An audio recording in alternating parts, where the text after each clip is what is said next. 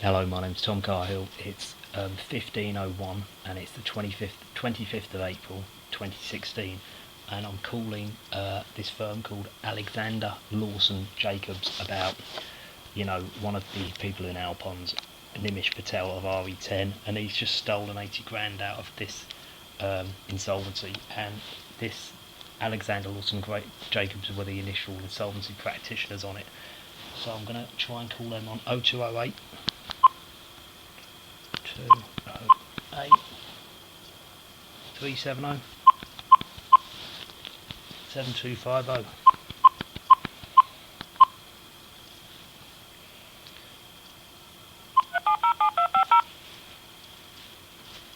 And the woman I'm calling, Melissa Nagi, Nagi.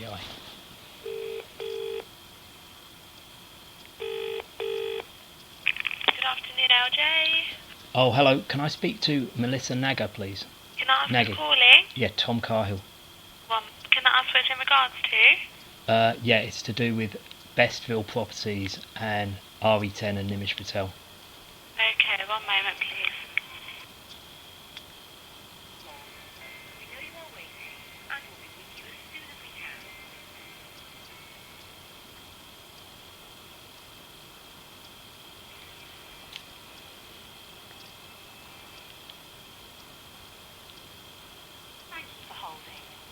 Hello, Melissa speaking. How can I help? Oh, hello, Melissa. My name's Tom Carhill. I'm calling up. It's just a quick inquiry. Do you know who Nimish Patel is from RE10? Yes, I do. Right. Well, what it is I'm aware of the fact this Bestville Properties, went into voluntary liquidation, and they opted to use you as the liquidators. And then I find out that Nimish Patel became involved, which is where I became interested. And all of a sudden, he's taken £80,000 plus out of the pot somehow, that he's somehow recovered, and he's saying that's fees. But he's also saying that the freeholder is a secured creditor. So how can, if the freeholder's a secured creditor? I mean, he always fabricates fees. He always just steals the money. That's what he always does. Yeah, he's got friends in the police. How has this happened? Who steals what? Sorry. Nimish Patel always fabricates fees and takes money that he's not entitled to take. He ignores court orders. I can actually prove this to you if you need any help working out what he's up to. But I'm just I can't really understand where your firm fits in, because I understood that you got taken on that particular liquidation. Who are you? Tom Carhill. Okay. Right. How are you spelling your surname? Charlie Alpha Hotel, Indigo Lima Lima. Okay. And what's your connection with the company? My connection with it is that Nimish is part of a network of criminals, right? And they use money from previous crimes to fund further crimes, which generally involve using insolvency procedures to steal money, or they use insolvency procedures to launder money of organised crime. They do both. So they work either for criminals, or they actually use it to target individuals. Other criminals in the network see an opening, and then they use the facade or kind of colour of law administrations, and I'm using, pardon the pun, administrations. They do use administrations, and they also use liquidations, but they use them as a kind of cover to steal money, and then they take money they're not allowed to take. They break all the insolvency procedures, and they just take money that's not theirs. They do it all the time, and the police are just refusing to do anything about it. The police know all about it. They've known about it for a long time, and they're just letting them continually do it. I've been out of the country for some time. Okay, so you're talking about RE10? Yes, that's right. Yeah. Right. Okay. And what's your involvement?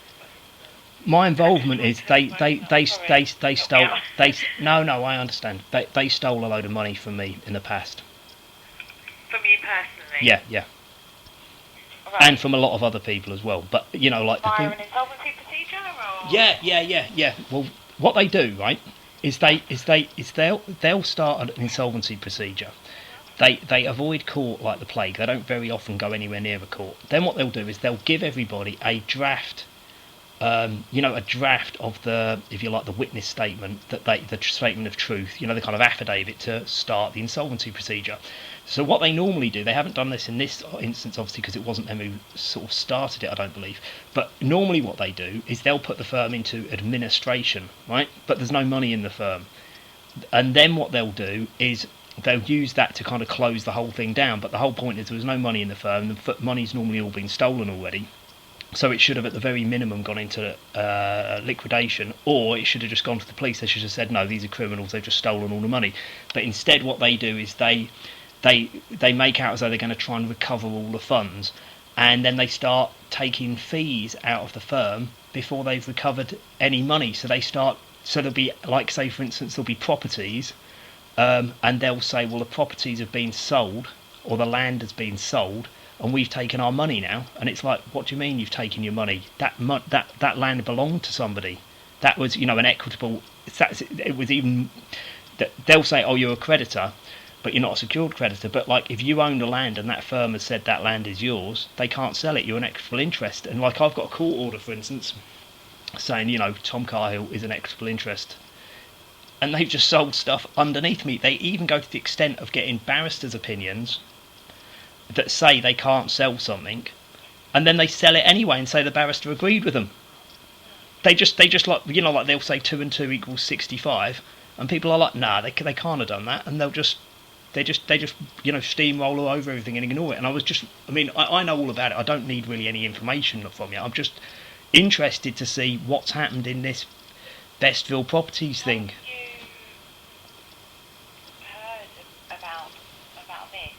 Because I keep tabs on what they're up to, right? Right. Yeah, and like, I've occasionally commented on forums and stuff like that, and then I find out what they're up to at the minute, Right. Okay. All right. And this has come to your attention how through the internet? Yeah. So I was looking up. I occasionally peruse their names, and I get like Google alerts. I forget exactly where I found out about this one. It's just that then you can sort of track down some of the people involved, and you can normally find a little bit out of it. The reason this one is interesting to me is because it's so absolutely outrageously obvious. Like, because it's the fact that you were on this job to start off with. I know that. Then the freeholder got the RE10 involved because he thought they'd help him screw the other people who he was, basically what it was, wasn't it? Is you've got the people trying to wind their business up, then the freeholder thinks they owe him a load of money. So what he's done is he's tried to get Nimish in to help him push the insolvency in some kind of way where he'll get more money. He thinks he's somehow going to get more money, and then what Nimish has done is stolen all the money. So there's no honour amongst thieves. It's really quite amusing. But that there's already one criminal case involved on that. Was the fact that they actually burgled the premises and burgled the flat above the premises. How do you know so much about it? Because I've found out quite a lot about it. Because I've been making inquiries With who?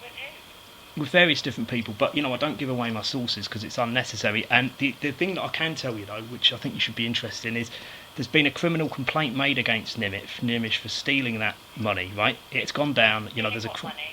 That 80 grand that he said was fees that he can't take. That there's been a criminal report made about that. That is an ongoing criminal investigation into him. Yeah. Okay, so where's the criminal investigation? By who? Who's the criminal investigation being undertaken by? The police. The police. Okay. But you see. And that's for him incurring £87,000 worth of time costs. But he hasn't incurred any time cost. He's just made it up, and the fees weren't agreed beforehand. And we don't really understand how much. Why hasn't he given you any of that money? It doesn't make any sense. It's very confusing. That's what we're confused about. Right. Okay. And do you know Bestville Properties? I know of them, yeah. Right. Okay. All right. So. Okay. Because also there's the solicitors involved, right? Nimish has been using what are they called? I forget the name of the solicitors. Give me a second. Pinsent Masons, right? Yeah. There's this other Indian guy who's working for this Pinsent Masons, and the story I got out of him is very, very, very, very hard to understand. Their story is, right, seems they all know about it there, is that they reckon Nimish has done this lots of times before. But the police didn't know about them doing it lots of times before when the criminal complaint against him was made this time. Just seems very unusual. I don't know, as I said, it's just weird because Nimish has dirtied a lot of professionals' names. A lot of people have thought, they just wash their hands of him and try and stay away from him. But, there's just a trail of people who've been made to look very, very bad as a result of having any dealings with him. And we can't work out. Because you see, one of the things is, right, he's got money to fund various like little aspects of these administrations and liquidations. Sometimes it's unclear where he's got the money, as in the pot, to actually pursue, say, assets that are in other countries. All of a sudden the money just appears, but it's like, well, who's actually paying for that? So it's clear that he's getting a vested interest to give the money to do this thing, and then they go and confiscate, in inverted commas, people's assets and do all sorts of... It's quite incredible, some of the things they do. The audacity of him is quite incredible. But this is the thing, I just want to work out what is going on. I don't see... Look, if I took on... I'm not an expert on insolvency, right? It's not particularly complicated, as most things aren't. People just think everything's really complicated. It's not that complicated, otherwise, it just... You take on an insolvency, the next thing, somebody else takes over and takes 80 grand. How does that happen? It doesn't make any sense. It just doesn't make sense. So where did your money go? Why didn't you get some money? He billed all this money, but who agreed that he could take 80 grand? what kind of fees are they? In the Aston Lloyd Ponzi scheme that he was running, he was claiming like £500 an hour or something. Was it? Yeah, £500 an hour or something they were taking, and they'd have like 5 of them on it. A week later, they want millions of pounds. It's ridiculous. Nobody's agreed it, they just take it. Okay, alright, so what exactly did you want me to do on this case? Bestville Properties isn't in any form of insolvency, yeah? Yeah, but it's this issue that's being pursued. Well, sorry, maybe I'm being... it shoot me down, I'm here to be shot down. Yeah. If I'm wrong, I was under the impression, like, if I've been, given... information, basically. Give information, try and work out what because you make a few phone calls for 20 minutes here, 20 minutes there, you find out a lot more stuff than if you spend a whole day on the internet trying to search around for things. So that's really what I'm just trying to do, trying to work out what the deal is, because as I said, there's something very very, very suspicious with his solicitors, because what they've been doing is they've been sending people various letters sort of on behalf of RE10, demanding they do this, demanding they do that, and it's like, yet they're not doing anything. They're meant to be working. It's almost like they obviously have. They're not working in the interests of the creditors, which they're meant to be. They're just working in the interests of whoever's paying them the money. And then it's like, well, where's the money coming from? Because the money should be coming from the creditors and just going via the insolvency practitioner. But it seems that the insolvency practitioners using the solicitors to attack the creditors, to intimidate them into letting him steal their money. Which is what he always does. So I know that's what he's doing, because he's done it. That's what he does every single day. I'm gonna have to get going in a minute. So, is there anything? Is there any way you can? Are you still involved with that procedure, or have you just withdrawn from it completely, your firm? We are, but we're not running the case as such. So we're joint office holders. But it just strikes me as a business. Sorry, as a business, why would you let him take all that money? Because you haven't taken it. It's not up to us.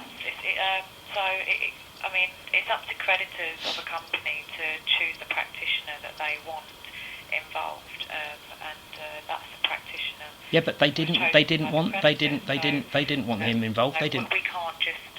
It's not up to us, basically. We can put forward a nomination, but ultimately it's up to the creditors of the company to decide who they want to be appointed and running the case. All right. Okay. All right. Okay. Well, thanks for all your help. Well, good luck with that. Maybe I'll speak to you again in the future. If you ever need to speak to me, I might send you an email or something, just so then you've got my contact details later on today. All right. Have you got my email address? I'll be able to find it. No problem. Okay. All right. Thanks very much. Okay. Bye-bye. Thank you. Bye-bye. Bye. Bye. That was Melissa Nagi, and this was, now it's 15:15 on the 25th of April, Monday the 25th of April 2016. Thanks a lot.